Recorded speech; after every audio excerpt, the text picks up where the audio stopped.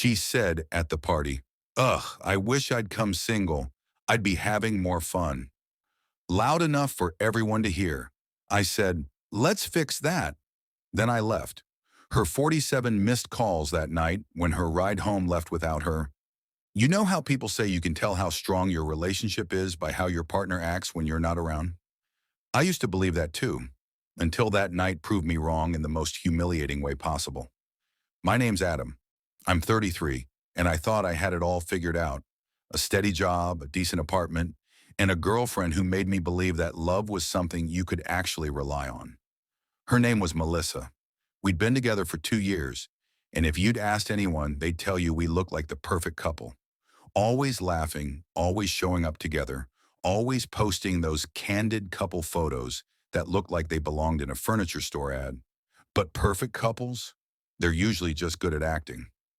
That Saturday night, we were invited to a house party thrown by one of her coworkers, some guy named Ethan, who apparently had just gotten promoted. Melissa had been talking about the party all week.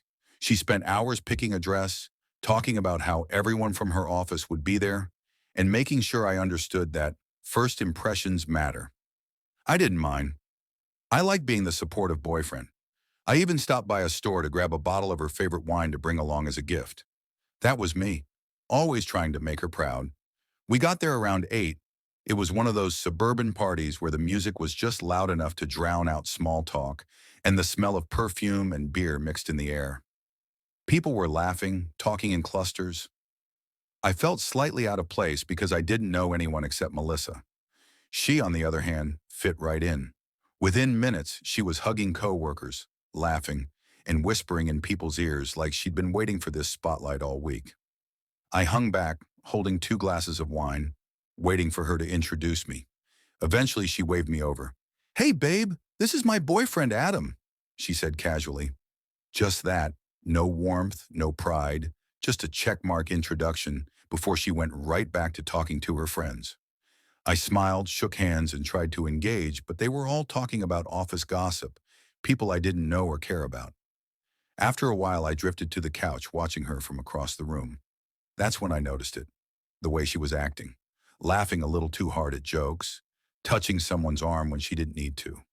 There was this tall guy, dark hair, sharp suit, the kind who knows he looks good. He was her team leader, apparently, the kind of guy who walks into a room and immediately assumes it's his.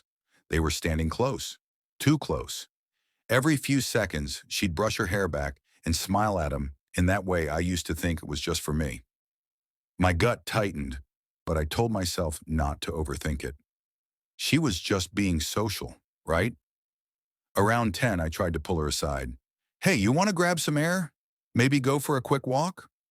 She smiled, fake, tight. "Oh, come on, Adam, I just got here." Don't be that guy, the clingy boyfriend, the insecure one. So I nodded, stepped back, and tried to pretend it didn't sting. I found myself sitting on the patio later, scrolling my phone, trying to look like I wasn't just waiting for her. I could hear laughter spilling from inside, her laughter most of all. She was having fun, and I was sitting outside like a stranger in my own relationship. At one point, a girl I didn't know, one of her coworkers maybe, stepped outside to smoke. She looked at me and said, "You're Melissa's boyfriend, right?" "You're braver than I'd be. She's been flirting with half the room," I forced a chuckle. "She's just being friendly." The girl gave me a look. "Sure, friendly." Then she flicked her cigarette and went back inside. That's when I felt the first real crack. I stood up, walked back into the living room, and what I saw next burned into my memory like a brand. Melissa was standing by the drinks table, surrounded by a small group, holding a red cup, laughing like she owned the room. The music had dipped between songs, and right in that quiet lull, clear as day, she said it.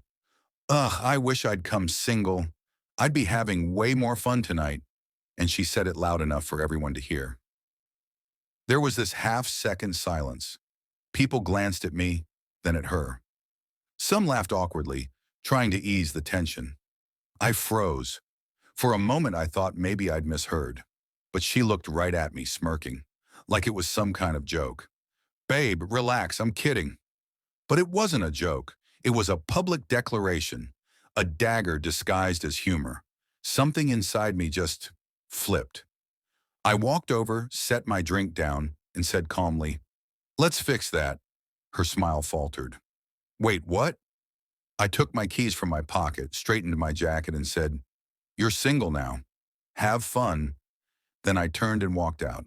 No shouting, no scene, no begging, just quiet, controlled, final. The cold night air hit me as I stepped outside. For the first time in months, it felt good. It felt like freedom. I got in my car and drove off, my phone buzzing a few minutes later. Then again, and again. By the time I got home, I had 12 missed calls, then 20, then 30.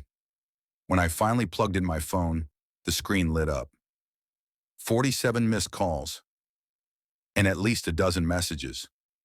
"Adam, please pick up. It was a joke, baby. Why would you leave me here? My ride left. I don't have anyone to take me home." "You're overreacting. Can we talk, please?" I didn't reply to a single one. I sat there in my dark apartment, the only light coming from my phone screen, and I realized something. She hadn't just embarrassed me. She'd revealed who she really was. The kind of person who needs attention more than respect. The kind who confuses public validation with love. The kind who jokes about being single while standing next to someone who's been nothing but loyal. When her last text came through, "I'm sorry, please just answer," I turned off my phone and went to bed. That night, I slept better than I had in months. But the story didn't end there. Because the next morning, she showed up at my apartment door, makeup smeared, still wearing the same dress, eyes red from crying. And she wasn't alone. Her best friend was standing behind her, arms crossed, clearly dragged into this drama. "Adam," Melissa said, voice cracking, "can we please talk?" I looked at her, then at her friend, and something inside me hardened even more. That was the moment I realized, sometimes the loudest truth doesn't come from words. It comes from silence. And I had plenty of that left to give her. She stood in front of my door, mascara streaking down her cheeks, holding her phone in one hand like it was some kind of evidence she wanted me to see. "Adam, please," she said, voice trembling. "You left me there." Everyone was staring. I had to get a ride from some random guy from accounting. Do you have any idea how humiliating that was? I stared at her for a long moment before answering, my voice calm but sharp. "You mean the way you humiliated me in front of a room full of strangers? Or are we only counting the things that hurt you?" Her friend shifted awkwardly beside her. Melissa's eyes welled up again. "It was a stupid joke." "You know how I get when I'm drinking?" I folded my arms. "Yeah, I do." "That's the problem. You get too honest." She tried to push past me, but I blocked the doorway. "Melissa, stop. You don't get to just walk in and pretend this didn't happen." "Adam, you're blowing this out of proportion," she snapped suddenly, anger slipping through her fake remorse. "Everyone knew I was joking." "Why are you making it such a big deal?" I let out a bitter laugh. "Because I was the punchline, that's why. You humiliated me, and then you stood there smiling like it was entertainment." Her friend whispered, "Maybe we should give him space." But Melissa wasn't done. "I said I was sorry. What else do you want me to do? You're acting like I cheated or something." I looked her dead in the eye. "You didn't cheat physically, Melissa. You cheated emotionally. You disrespected me in front of everyone. You made me look like a fool so you could feel desirable for 5 seconds. That's worse." Her expression shifted from guilt to defense in an instant. "Oh, come on, you're just being insecure. Every guy jokes about their girlfriend or wife in front of people. It's normal." "Normal," I repeated, my tone low and measured. "No, Melissa, it's common. There's a difference." There was a long silence. You could hear the wind outside, the distant hum of traffic, and her uneven breathing. Finally, she muttered, "So what now? You're just done? 2 years down the drain because of one joke?" I nodded slowly. "Yeah, because that joke showed me exactly who you are when you think people are watching. You want to look single? You got your wish." She stared at me wide-eyed like she couldn't process that I was serious. Her voice cracked. "You're really not going to forgive me," I sighed. "Forgiveness isn't the issue. It's trust. And once trust is gone, there's nothing left to hold on to." She stood there for a moment longer, silent, trembling, before finally whispering, "You'll regret this." I shook my head. "No, Melissa. You will." Then I closed the door. That sound, the door clicking shut, was the most satisfying noise I'd ever heard. For the next few days, my phone was a storm of messages, paragraphs of apologies, crying emojis, promises to change, voice notes that started calm and ended with her sobbing. I didn't reply to any of them. I just watched and detached, realizing how blind I'd been for so long. But when the silence finally came, when the messages stopped, it hit me that this wasn't just a breakup. It was a wake-up call. A week later, I ran into one of her coworkers at a cafe. She recognized me instantly. "Hey, Adam. Heard about what happened. That was intense." I just nodded. "Yeah, it was." She leaned in slightly, lowering her voice. For what it's worth, everyone at that party thought she went too far. The way she said it, the tone, people were shocked. Even her boss was like, "That was messed up." She's been really quiet at work since. I took a sip of my coffee, smirked a little. Guess reality finally caught up. She smiled softly. "You handled it better than most would have."